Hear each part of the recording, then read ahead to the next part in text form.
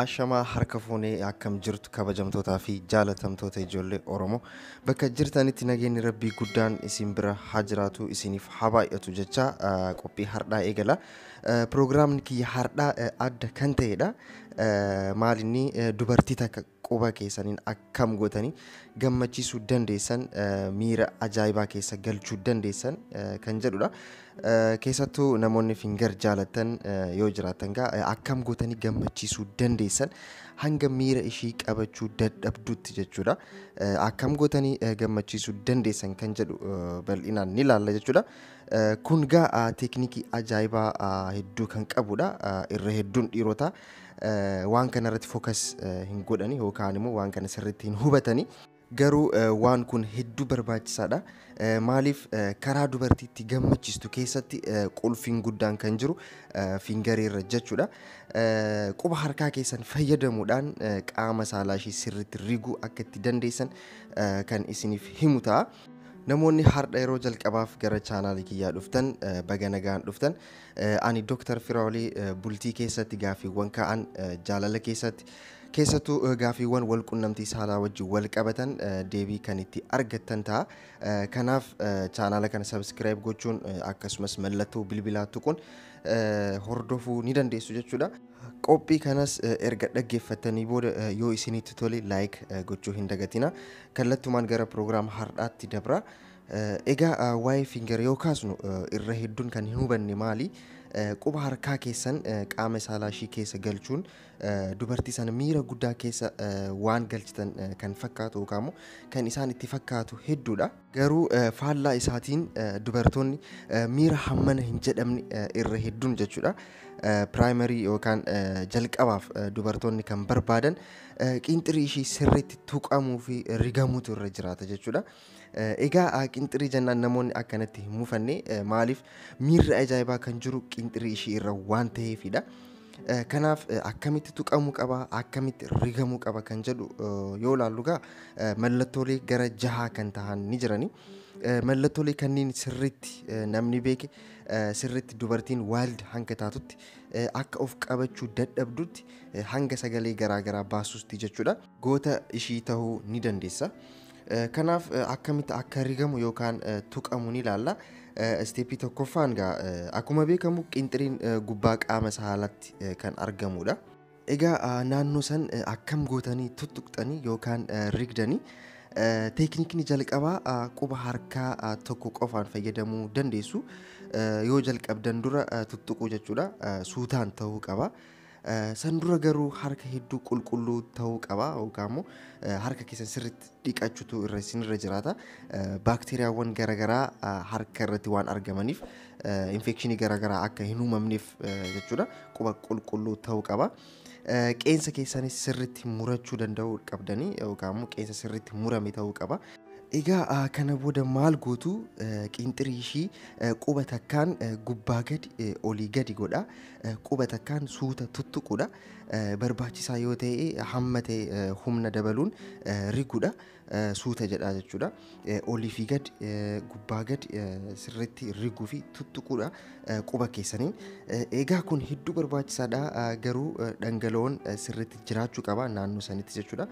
Yeroo dhangala'oon baay'atetti sirriitti riguudha. Dhangala'oon yoo hin jiraanne yookaan immoo hammi dhangala'oo qaamni saalaa dubartii irraa bahu jechuudha. Yoo hir'ate isinis yeroo rigdanitti quba keessan suutaan ta'uu qaba. Yeroo dhangala'oon baay'atutti immoo humna keessan dabala. Naannoo san sirriitti riguudha. Steepiin jalqabaa kana teeknikni lammaffaa immoo gara dalgaa tuttuquudha. Ammas qinxirii ishii maal gootanii quba harkaa keessan fayyadamuudhaan gara dalgaa suuta jedhaa tuttuquudha. Ammas riguudha. Bitaarraa gara mirgatti mirgarraa gara bitaatti jechuudha. Harka keessan sirriitti naannessuun rirriguu tuttuquudha. Sirriitti ariifachuu hin qabdanii suuta ta'uu qaba. Maaliif akka isiin miira bareedaa fi miira ajaa'ibaa keessa akka galtuuf jechuudha. Egaa yeroo kanatti yeroo ishiin jijjiiramtu sirriitti ni argitu jechuudha. Steepiin biraa immoo hidhiiwwan qaama saalaa isheedha. Kunis bakka hedduu sensitiif ta'edha.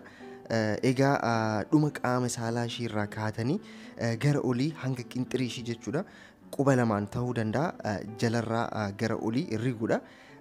sirriitti riguudha tuttuquudha naannoo sana hundatti jechuudha.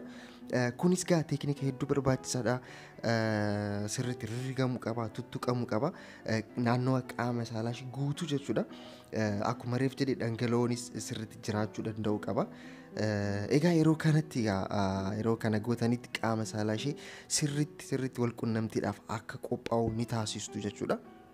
Meetodiin biraa immoo qaama saalaa ishee hidhii irraa achi birattis bakki seensiitiif ta'e ni jira waan ta'eef kan isteeppii asiin dura kan kaase hidhiiwwan gubbarraan jalarraa gara gubbaa qubaan rirriguudha. Isteeppiin kun immoo hidhiiwwan qaama saalaa keessa osoo hin taane hidhiiwwan gara keessaatiin qaama saalaa haguugee kan jiru ni jira. Isteeppii asiin duraa kan kaase gubbarraan rirriguudha.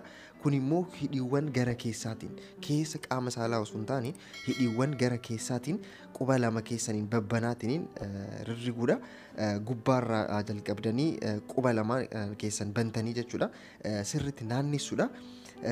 Egaa kunis bakki hedduu miira ajaa'ibaa dubartii irratti kan uumudha. Bakka kanattis bakki hedduu sensitiif kan ta'edha. Bakki fingarii itti gootan kan biraa qinxirii ishee gara dalgaatiin quba lamaan fayyadamuudhaan sirriitti gadi qabaa riguudha. Suuta irraa jalqabdanii yeroo isiin sirriitti miira keessa hanga seentutti jechuudha.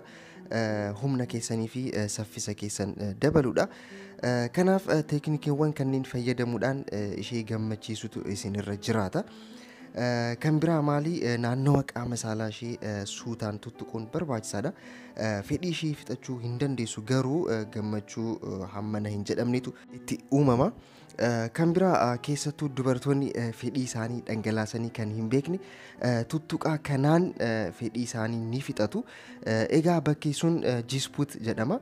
G-spot san akkam gootanii argattanii tuttuquu dandeessan kan jedhu laalla. G-spotiin kan akkam gootanii argattu yeroo baay'ee akkuma dubartootaatiin gargar ta'uu danda'a.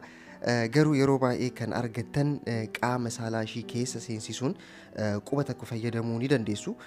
Quba jidduu jechuudha. Erga seensistanii booda keessattuu hanga cinaa quba keessanii seensistanii san booda gara olii qabdan quba keessan yeroo sanitti waan akka xixiqqoo xaxarii fakkaatutu ni argattu.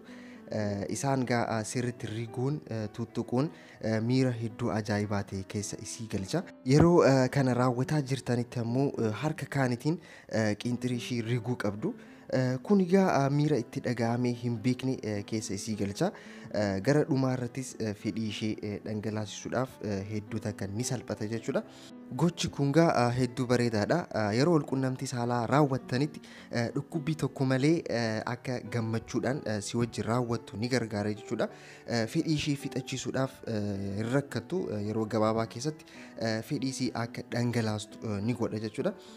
Kan hubatamuu qabu maali dubartoonni hundi tokko miti akkaataa itti tuttuqamuu barbaadan gargari angilii garaagaraatiin qinxirii isaanii akka rigamu kan barbaadanii akka fedhii isaaniitti hubattanii beektanii raawwachuu qabdu. Kanaaf dhiironni walqunnamtii saalaa raawwachuu yoo yaaddan dura kana akka dirqamatti fudhachuu qabdu. Waan kana irratti sirriitti fookas gochuutu isinirra jiraata. Irra hedduun dhiirota yeroo baay'ee kanaaf bakka hin kennani. Garuu dubartiin miira ajaa'ibaa keessa kan galchu qulfii guddaan kan jiru isa kanarra waan ta'eefidha. Kanaaf qophiin hardhaa kee kana fakkaata hamma ta'e barumsa akka irraa fudhattan abdiin qaba. Yoo isinitti tole like gochuu hin dagatina, namoota biraafis share gochuu hin dagatina. Qophiin kiyya hardhaa kana fakkaata waan nu hojii turtaniif hedduu takka galatooma. Qophii biraatiin ammas walitti deebinaa nagaatti.